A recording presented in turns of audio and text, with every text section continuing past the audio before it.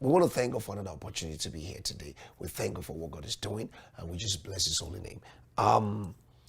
Last episode, we were talking about the fact that now that we see the impact of tongue in our life as Christians, not even as unbelievers, as Christians, negative, positive. It's so tiny. The reason why you're hearing me today is because of tongue. God forbid, if someone's tongue is curved, there's no way you can hear me. I can write things, I can do sign language, but there's no way I can be audible. So the tongue is very, very important. It gives shape to everything. It determines what's going to happen. It gives picture to anything you're doing in life. Okay, your desires, your visions, your mind, anything you want to become. Okay, you know one thing, I want to study medicine. I want to study economics, and I'm trying to build in a car. You see the picture is the one that forms the picture. God has to say something. And I believe God has a tongue because we are created in the image and likeness of God. And God said, let there be light, and there was light. If God knows it in his heart, and God has it in his mind, and God never speak it out, it will never, never happen. I think there's so much greatness in you that you are not speaking out. You are not speaking the greatness.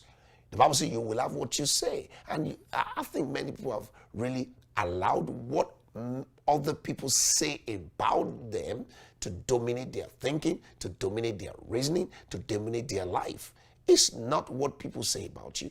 It's what God says about you that you believe, that you begin to say. The Bible says, James chapter 3 verse 8, but the tongue can no man tame. It is an unruly evil, full of deadly poison. Talking about the tongue of man, talking about the tongue of a believer. My goodness, that's really, really, really deep. Unruly evil, full of deadly poison, and you're going to allow somebody to just poison your life and poison your destiny by their negative confession that you can't make it, when Jesus said you can do all things through Jesus Christ who strengthens you, by them saying you're sick, by them saying you're a dummy, by them saying that you're weak, by them saying you are good for nothing, when Jesus said you are fearfully and wonderfully made. It's time for you to begin to take God's word and speak it. And speak it. They're going to tell you have no future. And God says it is well, it shall be well with you. God says, I know the thoughts that I have towards you, Jeremiah 29 verse 11, says the Lord, the thought of good and not evil, to bring you to an expected end. Which one do you believe? I choose to believe what God says. I believe his word. I believe his word. And I'm not only going to believe his word, I'm going to speak his word. Jesus said, if you will say to this mountain, say with a tongue, be thou removed, be cast into the sea, but shall not doubt in your heart, but shall believe that what you say shall come to pass. Mark 11:23. You shall have what you say. It's time for you to have it. Have it the way you want it. Believe it. Confess it. Pray it. Study it. Obey God towards the actualization of what you say, rather than letting every other tongue speak all kinds of deadly, toxic, sham into your life.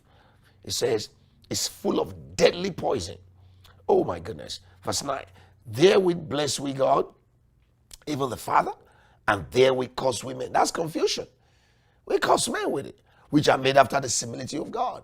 We are created in the image and likeness of God, and we're going to use this same tongue to just curse men, to say things that will dampen their spirit, that will make them to be weary.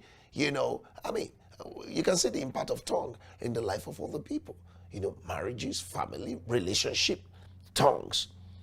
Oh God, somebody call you into the room and just speak to you for 2 minutes, and you come out of that room depressed, weeping, crying, and the person never really physically abused you. They abuse you with their words.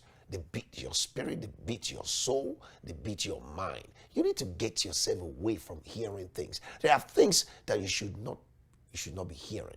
Take heed what you hear. There are things you shouldn't be hearing because they have negative consequences. They will have negative consequences in your life.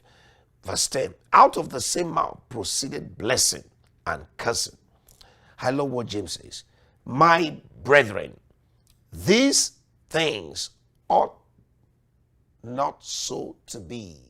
There are things that shouldn't be. These things, we can direct our tongue towards every undesirable thing in our life. Jesus spoke to the fig tree before because the fig tree wasn't producing. And that could be likened to anything not producing in your life. I don't think you want cancer. I don't think you want sickness. I don't think you want disease. I don't think you want a Turk. I don't think you want high blood pressure. I don't think you want shame. I don't think you want poverty. I don't think you want accident. I don't think you want sorrow. Why can't you direct your tongue towards such and curse those things? Because without cursing those things, the blessing will not come. You got to curse sickness for you to walk in healing. You got to curse poverty for you to walk in prosperity. You got to curse failure for you to walk in success. You can have the two, and then the more you curse the negative, the more you profess the positive to stay balanced. But not cursing what God has blessed. Not cursing yourself out. Not cursing men and women that are created in the image and the likeness of God. Can curse world. We can curse fear. We can cause shame. We can cause depression. Oh, I curse you in my life. You can operate here. Sin, death, hell, shame, sickness, disease, fear, sorrow. I curse you in the name of the Lord Jesus. And I release the blessing of God upon my life. The blessing of righteousness, the blessing of holiness, the blessing of purity, the blessing of sound health, the blessing of favor. Flow, come, divine help. That's the way to do it. Rather than let our tongue be an instrument of destruction or death, at the same time, instrument of life. Now, scripture says, these things ought not so to be. Let me say this as I close. One of the trees that Jesus planted in the Garden of Eden was a tree of the knowledge of good and evil. And the Bible says, the day you eat from that tree, that's the day you will die. We can liken that tree to those who use their tongue to say positive, and which is good, and to also say negative, which is evil. Think about what Jesus said. The day you eat that tree is contaminated, is full of deadly poison. You shall die. What have we killed? What situation have we deadened? We've deadened relationship. We've deadened our life. We've deadened circumstances. Even the body of Christ at large. Rather than we using our tongue to say good things, even when we see negative. Let the weak say, I am strong. Now, this guy is not strong, but he's correcting his life by saying the right thing. We don't see, in our children, we see something negative. We're going to be saying negative rather than say positive. There are many lives that has been affected, that have been robbed, that are in really trouble right now because of what somebody before them has said about them. But you know one thing, God has a way out for you and I. And we're going to continue with that during the next episode. Father, thank you because you are the one who can restore our destiny. We just bless you, appreciate you. In Jesus' name, amen.